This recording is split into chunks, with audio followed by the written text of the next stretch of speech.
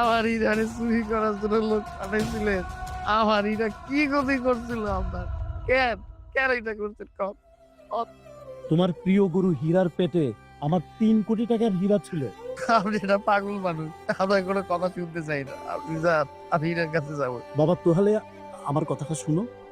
আমার পিছনে ছিনতাইকারী ধাওয়া করেছিল, সেই জন্য আমি কোনো ধরনের উপায় না পেয়ে আমার 3 কোটি টাকার হীরা তোমার গরুর সামনে যে ঘাস ছিল, ঘাস দিয়ে তাকে আমি খাওয়াই দিই।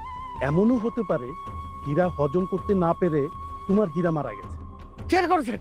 কেন করছেন? কেন করছেন? আমার হীরার লগেই কাম। আমি হাত জোর করে তোমার কাছে ক্ষমা চাইছি বাবা। আমার হীরা নাই, আমার হীরা নাই। ক্ষমা? কিসের ক্ষমা? কিসের? আমার হীরা, আমার হীরা, আমার হীরা।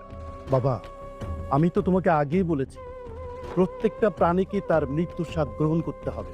যেমন আমি মরব, তুমি মরবা, সবাই মরব। বাবা একটু শান্ত হও, তুমি আমার কথা শুনো। তোমার হীরা যেহেতু মরে গেছে, অন্তত আমার 3 কোটি টাকার হীরাটা নিতে দাও।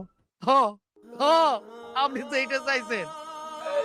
আমার হীরাটা মইরা যাক আর আপনার 3 কোটি টাকা, 3 কোটি টাকা নিই না। আপনি ভাইয়া যান, আপনি এটা চাইছিলেন না? এটা চাইছেন তো। আপনি এটা কারণ না, কারণ। আল্লাহ তুমি আমাকে ক্ষমা করে দাও। আমার জন্য যদি সাগরের হীরা মৃত্যু হয়, আমাকে ক্ষমা করে দাও। আল্লাহ তুমি সবই জানো, তুমি আমাকে ক্ষমা করে দাও। বাবা আমি তোমাকে নিরাশ করব না।